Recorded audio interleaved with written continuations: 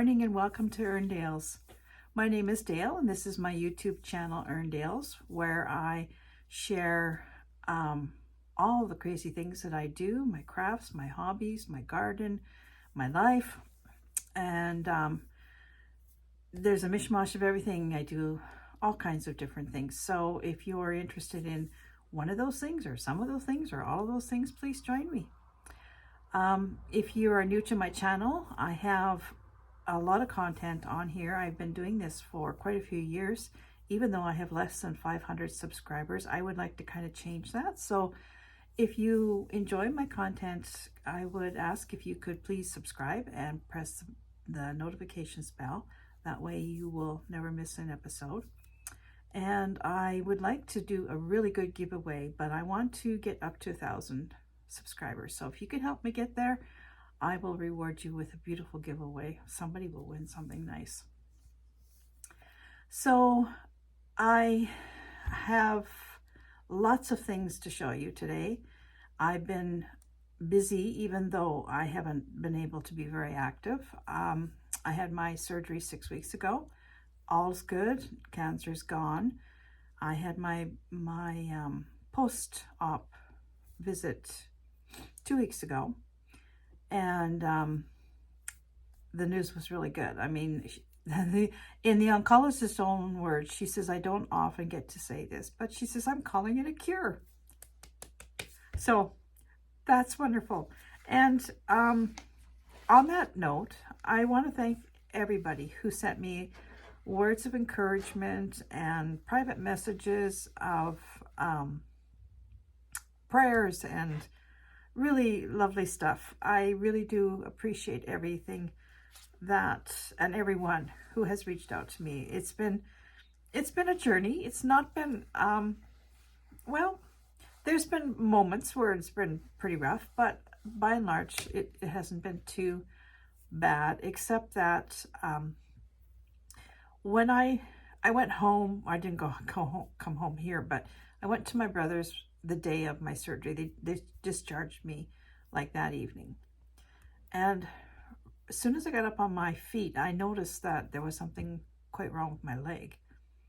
And of course, you know, you're all full of anesthetic and you're not really with it. So I went home and I went to lay down on the bed, and I don't crawl onto my bed. I sit on the edge and then I sort of roll over and bring my legs over. Well, I couldn't get my leg up on the bed. Like, it just wasn't, I couldn't move the muscle to get it up on the bed.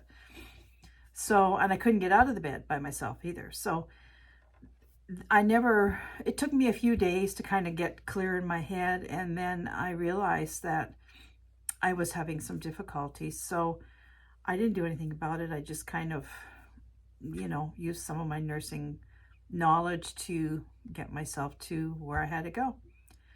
And it didn't really improve much. So then when I went for my post-op visit, I was telling the doctor this, and she was, number one, she was a little upset with me because I hadn't reported it. And number two, she explained what it was, and it's called a nerve. It's gone. Poof, just like that. Anyway, I'll explain how it happened. So apparently when they're removing or cutting into your lymph nodes, the lymph nodes for your abdomen are very close to the main nerve that runs into your leg. And she said there was no nerve damage done. They didn't cut my nerve or anything like that. But she said you don't even need to do that. She said all they would have had to do was just touch that nerve. And she said sometimes in some people, that's enough to make the nerve not want to respond. And so what I have is a palsy, a nerve palsy, and it will eventually go away, but it's aggravating. And I never know when it's gonna act up and not act up. So I'm going to show you my first knitting project. This leads right into it. She suggested I have physio and maybe get a cane. So I went to the secondhand store here and I bought a cane for $3. And it's a metal cane and it has a button so you can make it longer or shorter or whatever. but it was kind of beat up and messed up, and it's a good functioning cane, but it just didn't look so hot. So I decided to knit it a sock. So I had a lot of sock yarn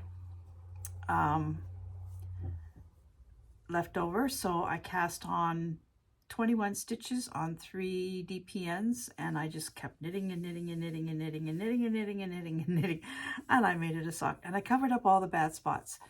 So this is my first knitting project, a sock for their cane. And why not? Who said your cane can't have a sock? And in our climate, I'm sure it'll be happy to have a sock. But I haven't actually used the cane because right after it took me so long to knit the sock. Well, I did use it around the house a bit. And I did use it, we went out shopping and I did use it once. But I have progressed now where I feel confident that I don't really need the cane. If I go out for a long walk, I'd take the cane with me, just in case I have to stop and rest that leg.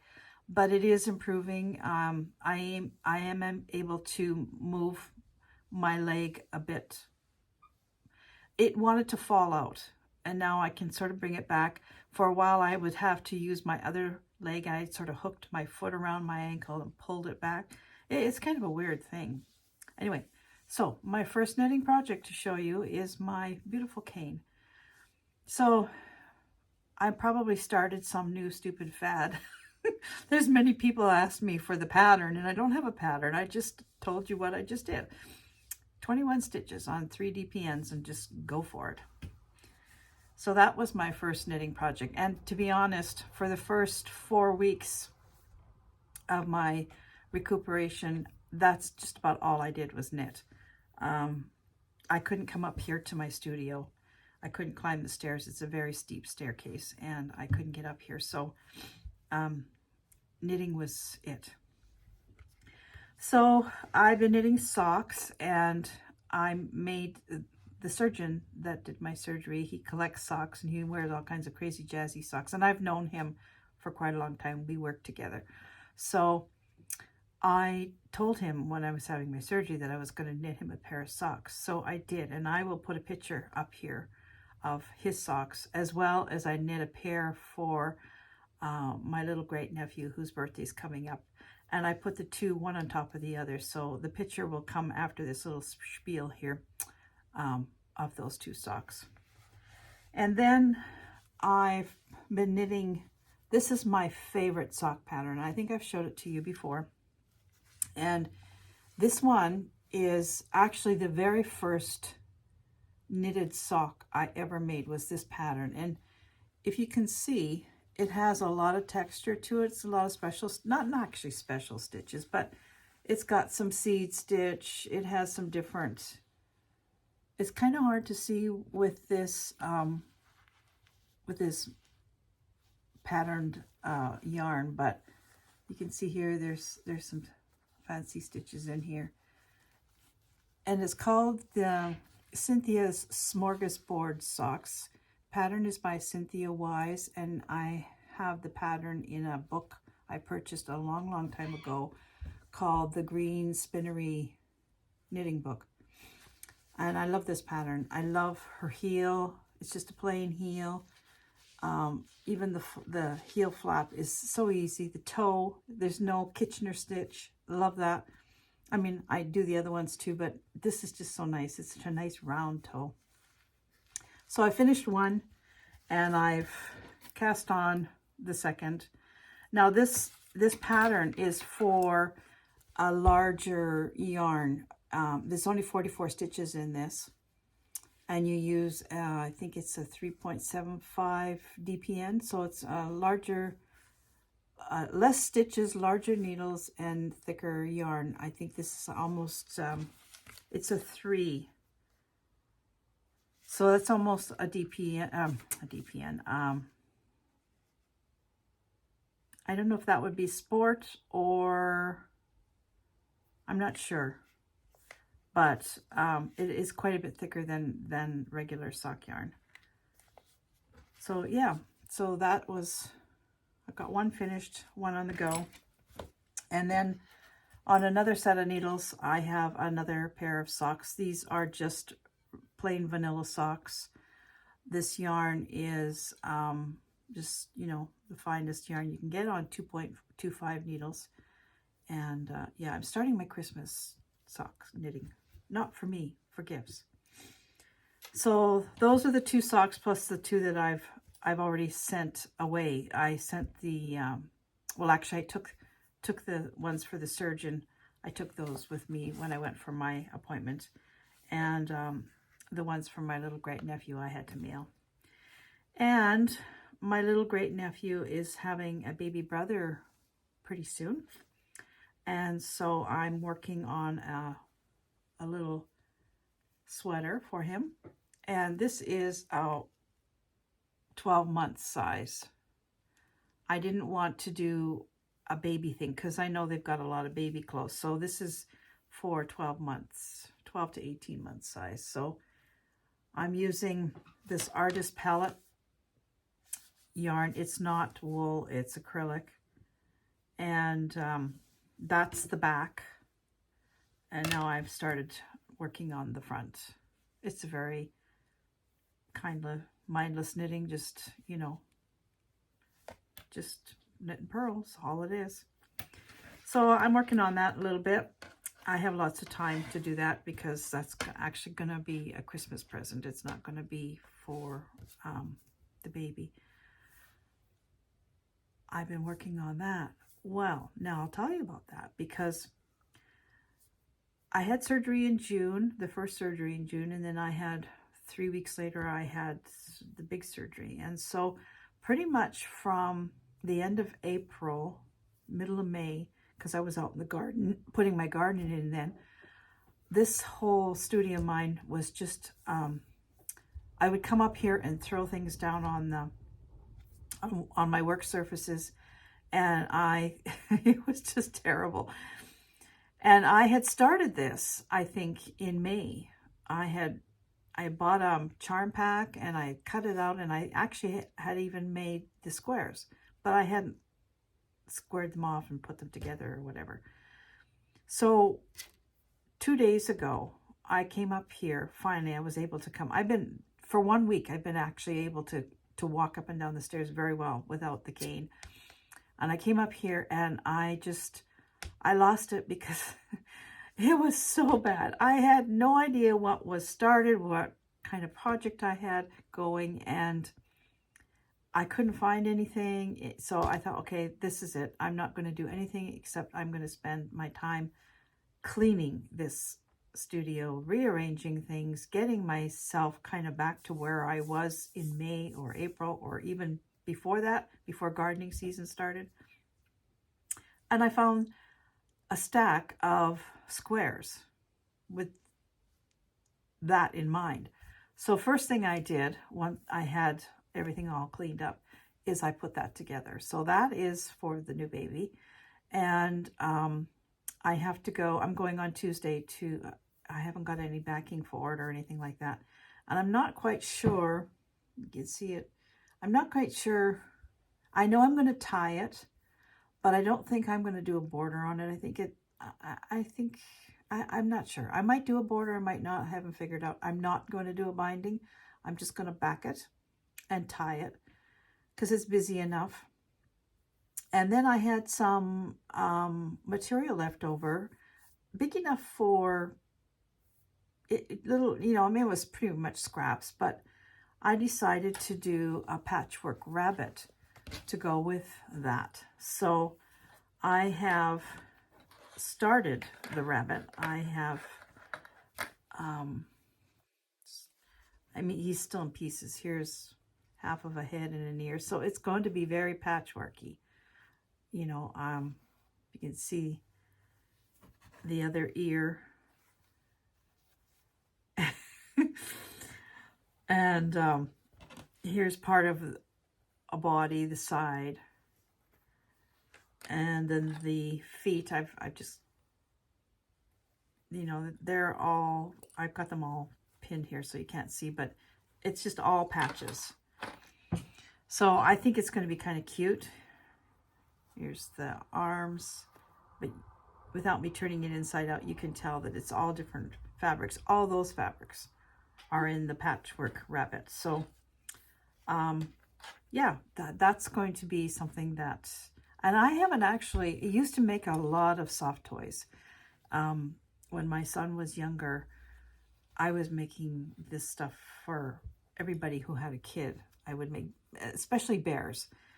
And I've never made a rabbit, but this pattern, and I've had this book for a long, long time. Excuse me 1 second, I'll get the book. I've had this book for a long time. This pattern is the dumbest, I'm sorry, whoever the designer is, I'm very sorry, but your pattern is dumb. It's actually a girl bunny, but I'm not making that one. But after I got to reading this, it's glued together. I can't imagine why you would make a soft toy and then glue it together, except that this probably wasn't a toy. It probably was, I don't know, an accent piece for something. So I'm going to be sewing mine together, and because it's going to be a toy. So the bunny and the quilt go together. And then I've also been doing a lot of stitching on my journal cover. I had started this, I think I started this after, yes, I started this after I came home. And I was inspired by so many people doing shishiko and boro and, you know, slow stitching things. So I decided I was going to do a journal cover like that. And so this is my journal cover. And this has been so, this has been so relaxing to work on. Now, I've used a lot of vintage fabrics in this, and I've sort of followed the fabric, and I'm going to do a separate little video and tag along here on this, just so that I can show you what I've done a little bit closer up. So I've got this one, and I have another one in pinks that I'm doing, and these are going to be for baby journals.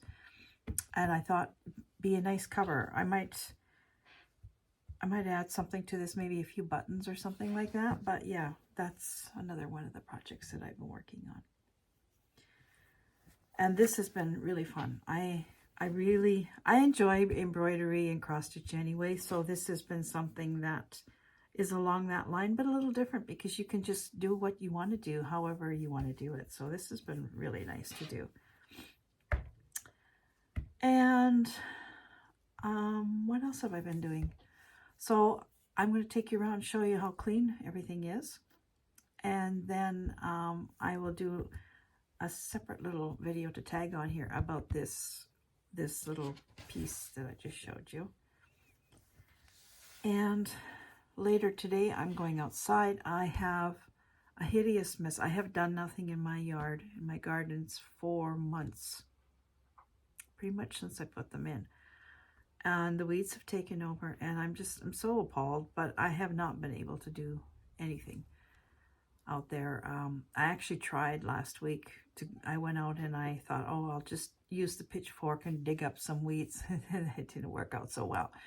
So I'm going to try again today and see if I am more successful. I hope so. I think that everything should be pretty well healed. So I think that's going to be my afternoon work this afternoon. I'm just going to work in the garden. So I'm going to put that next video onto here, but I'm not going to come back after and talk to you. So I'll say goodbye for now. Thank you for joining me. Don't forget to subscribe and like and press the notification bell. And thank you again for all your support. I do so much appreciate that. And I'll see you again real soon with some more. Bye for now.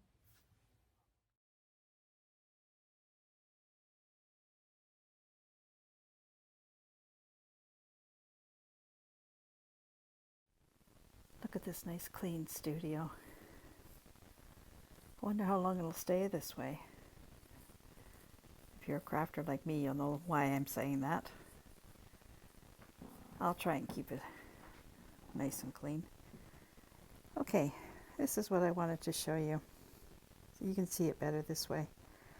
So I was saying before that I used a lot of vintage fabrics in here, and I decided to sort of let the fabric itself tell me what to do. So if you can see here, I follow this line,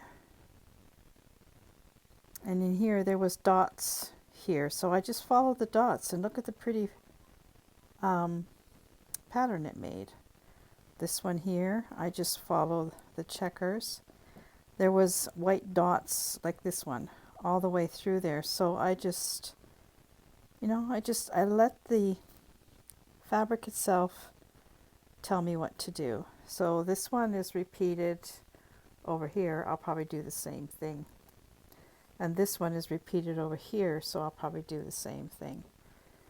This one, I just did a crisscross over every other square. And this one, I just did French knots in a line. This is sort of a wrap stitch. You do a running stitch, and then you go back and you wrap through all the running stitches. This one, there was these little flowers, so I just picked up the flowers and look at what it did. So that's all I'm doing. I'm just going through, and here's another one of these wrapped, but I'm not doing every one wrapped. I'm just do some plain stitches and some wrapped. So yeah, I'm just going to go through this and just do as the fabric tells me to do. So the very vintage pieces in here are this piece, and this piece, and this piece, and maybe that one, I'm not sure. And I'm just gonna, there we go. These pieces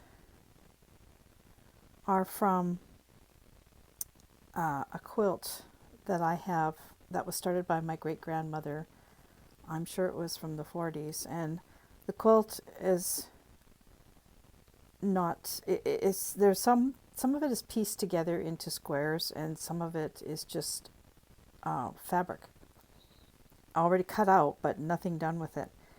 I've had it for probably 30 years. My aunt gave it to me. She had it before me, and it's in a box.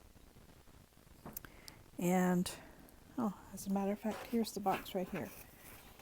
And I did a video on this quilt before. And it's full of beautiful fabrics that, look at all these vintage fabrics in here. The thing is, I don't know if I'll ever be able to do this quilt. And I'm going to try and put a link onto the other video about this grandma's quilt, great-grandma's quilt. But if I can't find that video, if I can't manage to link it, because I'm kind of stupid with that stuff, go into my playlist under quilts and you'll find it in there. And in that video, I lay out all these pieces, and you can see exactly what kind of quilt this is. This quilt that she started is all hand done, and it's some kind of pointy star thing. I don't know what the pattern is.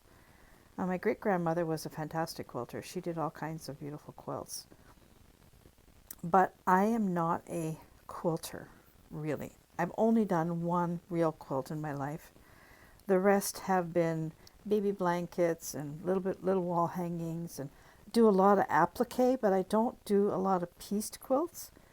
I've never done it. Well, I've only done one piece quilt. So, and it's not even a full quilt, it's a wall hanging. So this scares me to death. And there is so much fabric here, so much, there's enough of the blocks to do a quilt, but then there's all this other stuff down here left over, and I want to use it. I want to use the fabric. Instead of just letting this, like little pieces like this, instead of letting this just sit in this box and rot away, why not put it into something like this? Actually, this would look kind of nice in there. And so that's what I'm going to do. These cut pieces that aren't already sewn into blocks, I'm going to incorporate them into projects of mine that I'm going to be giving away to family members. So there will be a little piece of grandma's, great grandma's quilt in their piece from me. And I think grandma would like that. Great grandma. I don't know why I call her grandma. She was great grandma. She died when I was probably 7 or 8. So, I did know her, but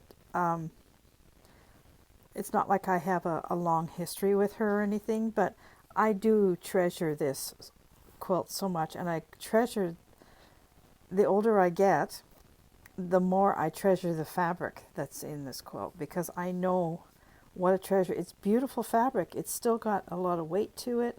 It's vibrant colors. Look at how vibrant the colors are in this. And to be honest with you, I think it's better quality fabric than what you can buy nowadays. So this is the first one that I'm doing. This is one journal cover, and I've put together another one to start. As soon as I finish that one, I'm going to start on this one. And these are both for journals for a baby. Now, I changed my room around here a little bit. So I have my cutting table here where it's always been. And now I have my cross stitch and stitching kind of table over here. I did have it in the nook, but the nook isn't heated in the winter time. It gets quite chilly in there. So I brought it over here for right now. I'll put it back in there next summer. It's nice to sit in that room in the summer. My sewing table's here now, or my sewing machine. And over here in the nook, I have another big table, and this table has always been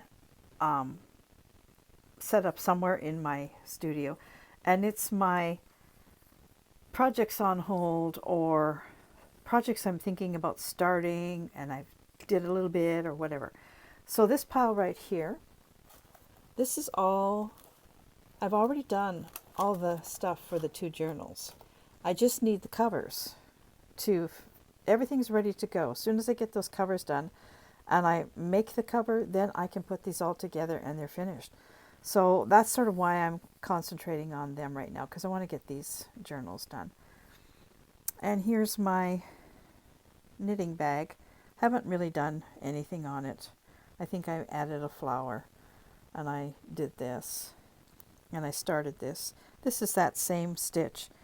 It's a running stitch, and then you go through and you wrap it, and it makes sort of a nice twisted braidy looking thing. But I want to get back to this too, but first I'm going to do the journal covers. This is no hurry for this. This is my crazy knitting bag, and I'm just working on it as I get an idea to put something on it, then I do it. And there's no timeline for this. So this is my, this can be the table that I junk up, not so much the rest of them. So there you go. Nice clean studio, and I'm getting backing for this. This will be finished hopefully next week, and I will be tying it all together. I haven't decided yet what kind of color I'm going to use to tie it. I think something totally different, maybe red, I don't know. I've got a huge stash of my yarn. One thing I did, my floor squeaks, one thing I did, a conclusion I came to these last 2 days when I was cleaning up here, is that there's 2 areas that I have to really start to concentrate on. One is all of this is scraps, fabric scraps. I have to get this dealt with.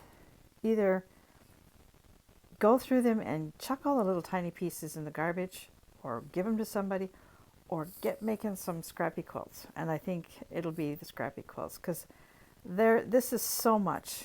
I can't even think about it anymore. And my other problem is that's full of yarn. And I mean, it's full of yarn. And then there's some down here. And then I have all my sock yarn is actually on the main floor right now, because I've been making socks and I couldn't get up here. So the yarn, and the thing about this one here is this is all acrylic yarn. Most of it's acrylic, and I don't use acrylic yarn anymore. So I'm either going to have to make a bunch of Afghans and give them all away, or I think what I might do is just bag it all up and take it to a secondhand shop and give it away. I have nothing against acrylic, but I just don't use it anymore. I kind of want to just use wool now. So those two areas have to be dealt with. But that's for another video, isn't it? So I've yammered on long enough. I just wanted to show you my pretty stitching, and I love this. It's so restful and peaceful. You can just let your mind wander and your hands work. It's lovely. So take care, everybody, and I'll talk to you real soon. Bye for now.